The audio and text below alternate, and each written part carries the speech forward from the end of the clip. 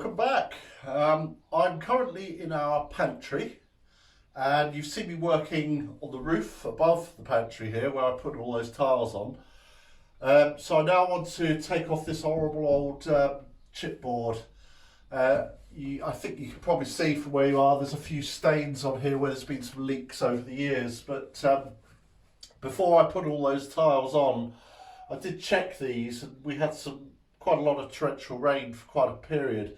None of these would get any wetter, so I think all these are historical. But regardless, having now retiled it above, there shouldn't be a problem anyway now. But I'm going to take this down, and then I'm hoping to find some nice wood, some nice beams, and then decide what we're going to do. We'll probably put a bit of insulation on and then plasterboard between the beams if that's what we find. But the first step is take these off. And I suspect there's going to be years and years of dust and creepy crawlies and all sorts of horrible things up there. So I shall put my mask on, and I suppose I better protect my eyes. I'll put my glasses on. I don't need goggles. So that's today's task, to remove all this. We shouldn't take too long. And then hopefully we won't find any horrors.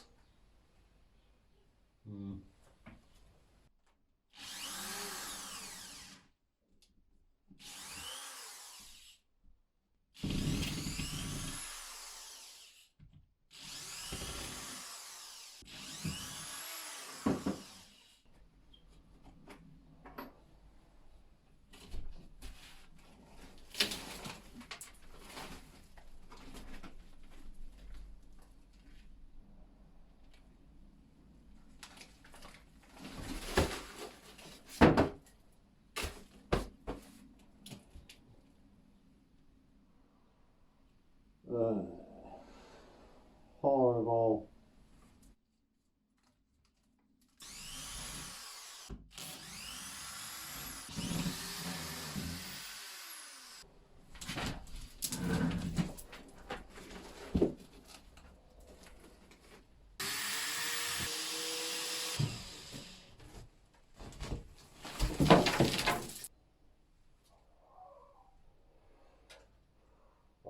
No idea what that used to be.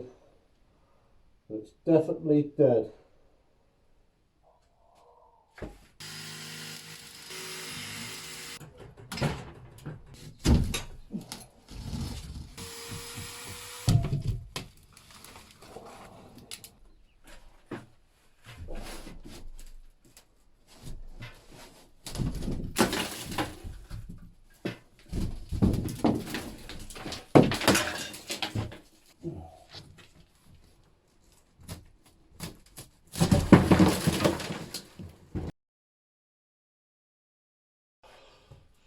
Right, I've given it a really good clean. I've got the broom up here and I've swept it all, and I've swept the shelves and got rid of all this horrible old insulation that was up there.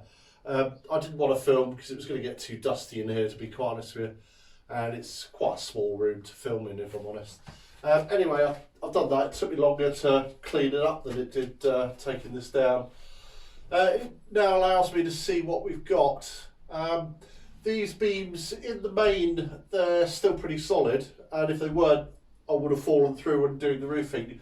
And I did, before I started that job, there was one loose one up here, the panels, and I had a quick look and I felt that they were okay. There's some woodworm, so they need treating. The top edges look a little bit soft and rotten, where I think it's just been damp, stuck there for years. So I think what I need to do now is just let it all dry out, make sure there's no residual moisture anywhere, clean all these up, take all this off, clean them all up, treat them for woodworm, oil them, and then get some battens on and insulation. But there's no hurry to do that. I'm going to let it dry out for a while. Yeah, they're solid enough, so I'm happy with that.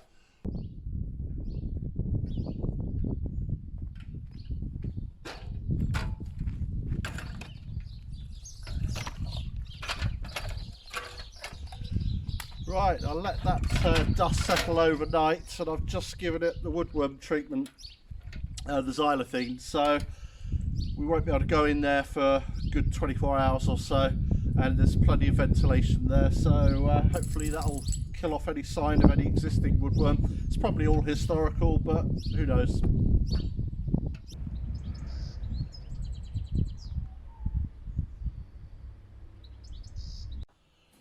Right, I'm in the ancient kitchen. You've seen us doing work in here previously before Christmas, and that's an ongoing project. It's going to take a while. One of two jobs is holding us up, really. One of them is this floor. It's concrete, it's not very well done. It was done whenever. It's been patched up in places, and there do seem to be a number of dips in it. So we need to do something with it. Now, the obvious thing to do, rip it all up, put insulation underneath, and then put a new floor down, a new concrete base over it. And if I'm honest, that's something Susan and I would have done on our own in the past, and we have done that on our own in the past in the UK. I would have been here for a couple of days with the concrete breaker, and Susie would have been loading up the wheelbarrow and taking all the stuff out and redistributing it wherever. Unfortunately, that's no longer possible. Susie's not going to be able to help me do that, so I'm basically on my own. So it's now a really major job to do. But one of the advantages of doing that, we can put all the electric cables and water pipes underneath and bury them, so effectively we don't have as much channeling of the walls to do. I think it's probably my preferred option, but I'm wondering if there's something else we could do, such as a self-levelling compound, but it has to be waterproof because we do get damp coming up. We don't get big puddles or anything like that. We just had a really wet winter. We've been quite happily in here, but you can see patches on the surface. So if we could go over it with some sort of self-levelling, then as long as it's waterproof, that would do the job. Although it wouldn't be insulated, so there's a compromise there, but it would be a lot easier for us to do. So what I need to do though is to work out the levels around the place, because I know there's dips here and there, and these self-levelling products, they only work so deep. You can't sort of self-level, 4 or 5 inches. You could put some concrete underneath and then self-level over that. So what I want to do is a quick survey of the floor. Just to check the levels really, and you need 2 or 3 things. You need a piece of paper so I can map all the measurements, a piece of wood or whatever. This I think is just a bit of plastic conduit. It doesn't matter, it's just a straight edge all there. It doesn't even have to be that straight actually, so I can take measurements off. And the third thing is one of these. It's a laser level. Now if you are regular watchers of YouTube vlogs, as we are, you'll have seen this pop up every now and then.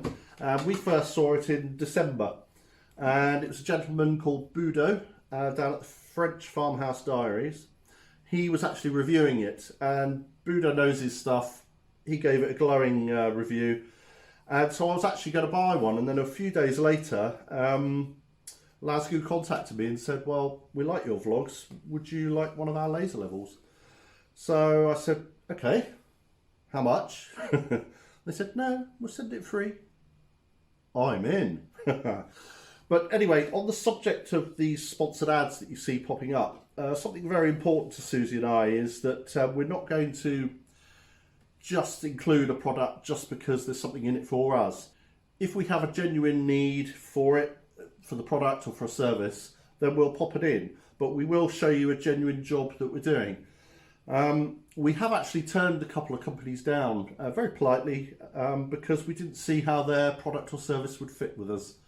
So I'm going to show you it. I'll show you what I'm doing now, and then I'll give you a quick insight into what you can do with it. Now I've stuck it on the side of our old boiler, metal boiler. It's got 2 magnets, but there is a fitting here for a tripod, so you can stick it on a tripod.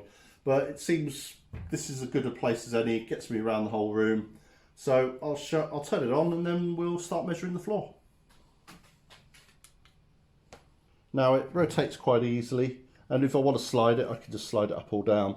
So basically I'm aiming for a fixed point on the wall.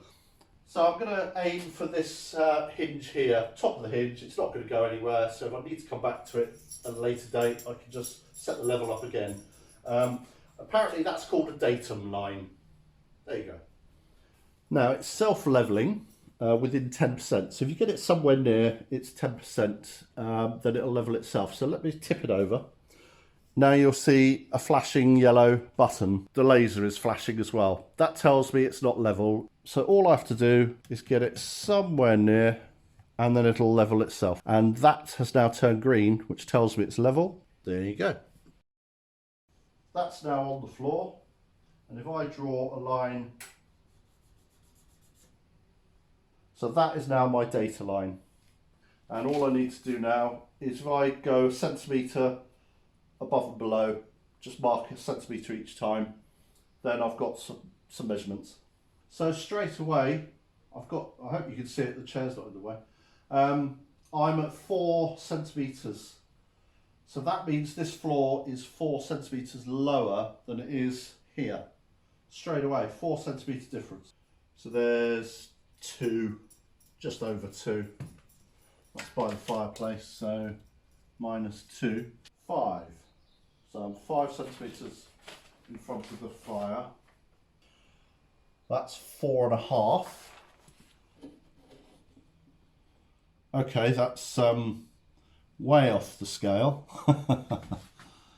So I would say that's probably 7 and a bit, but okay.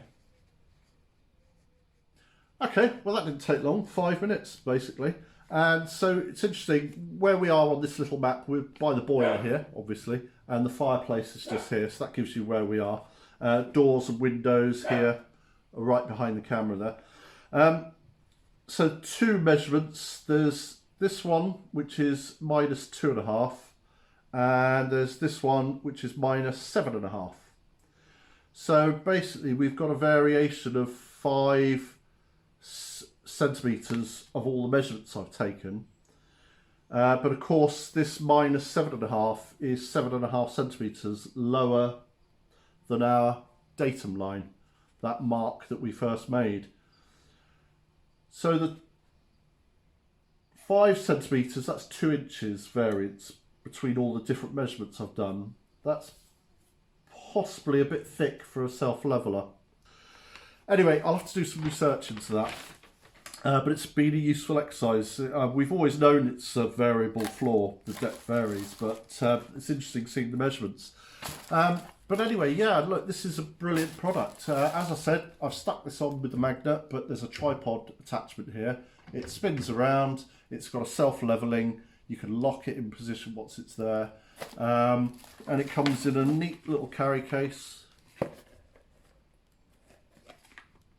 Nicely boxed, and comes with the batteries, and there's an instruction book that way. Yeah, it's a great product, and I'll leave a link. There's a discount for you, which I think is valid until the end of March. I would have put it on earlier actually, but this video, but they started doing the rounds in December with various people. I mentioned Budo earlier. But so successful, they ran out of stock for a couple of months. So they asked me to hold on. But it's all back in stock now. So if you want one, I forget the price. Don't quote me. It's 41 euros, something like that. And I think there's a discount. I don't know. But have a look. I'll leave the link. But yeah, good product. Thank you, LasGoo. Well, I was going to decorate the table for Easter, but Rolls had other ideas. He's taken down the pantry roof, so we've had to put all our stuff out of there onto the table here. And I did make this Easter arrangement a few weeks ago.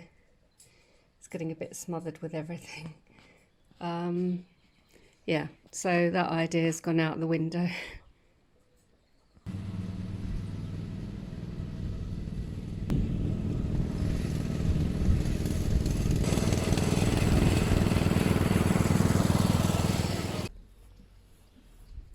Well, I'm in the walled garden The potager is to my left, but we've made the decision we're going to extend the potager out.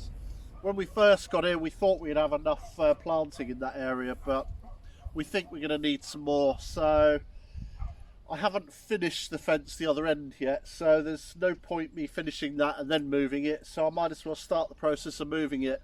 So I'm going to move it roughly 3.5 meters, and that way this tree will still be in the walled garden, and I'm aiming for just where the pillar is in the distance, just that side of it.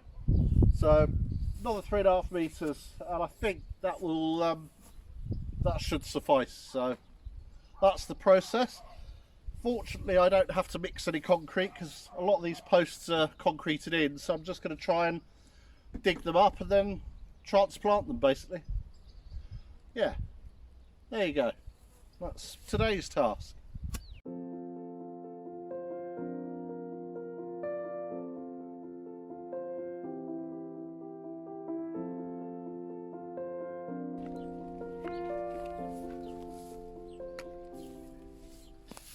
You know, I said I wasn't going to do any concreting.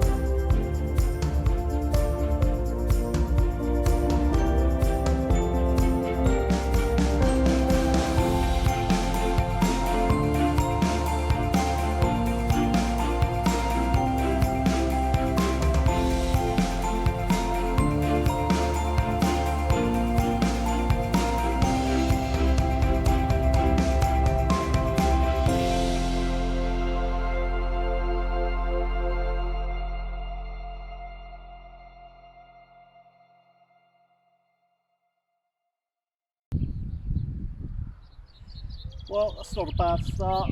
It's the end of the day, so I'm going to call it a day there. But these are all cemented in, concreted in. So hopefully 24, 48 hours I can start putting the wires through and tensioning them up. But these have to be fully set before I can do that.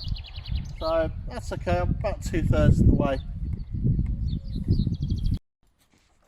Well, whilst I've been doing all that, Susie's been happily planting away, or transplanting, whatever it is. So how are you getting on, honey?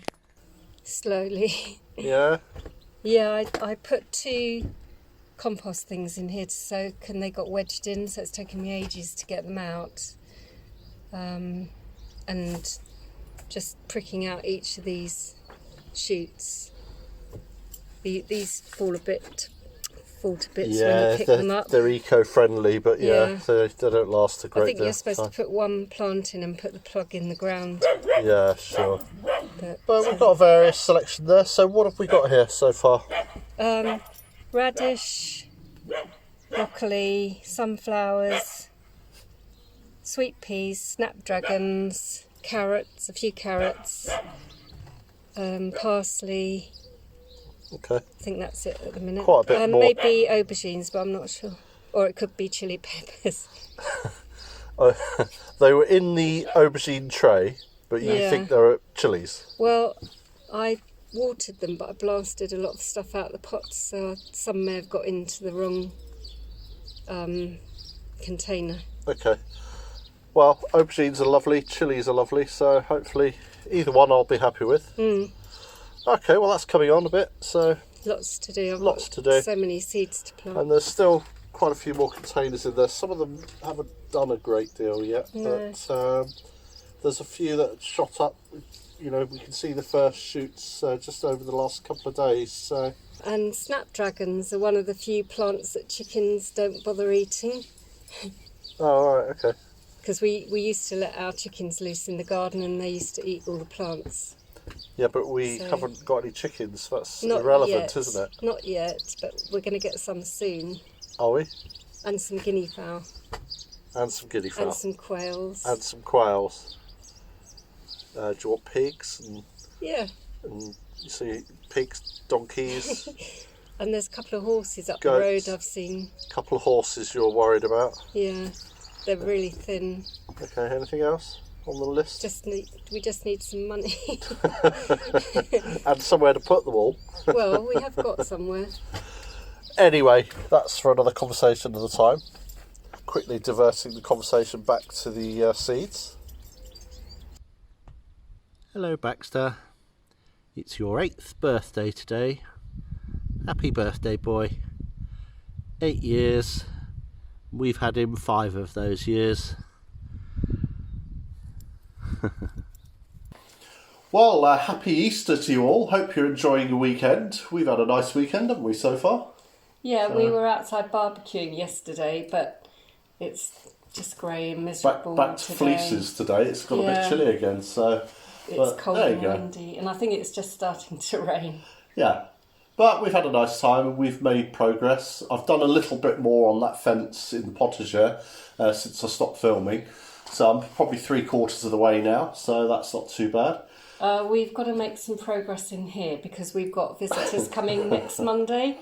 And you were going to try and clean the beans in the pantry. And I am. And we've got to get all this stuff back in there. Yeah, it's a little bit of a mess everywhere now, but that's life. That's the problem with renovating in a place you're living in, but there you go. So I might decorate the table for next weekend because I know some people haven't had an Easter, like Greeks and our friend we're going to next week who's Romanian. Vero, yeah, she's doing as an Easter Sunday next Sunday. Yeah. So I don't know why it's all different, but there you go. But anyway, progress, and we'll have some more for you next week. Yeah, after the cleaning up. And we'd like to thank Carrie and Zoe who joined us recently on Patreon. So hello and thank you. And also thank you to Anne for your lovely Easter card, and we're thinking of you. Yes, that was nice. And what else? That's it, I think. Yeah. Yeah, time to go. Hope you enjoyed it and we shall see you next time. Okay, bye. Bye.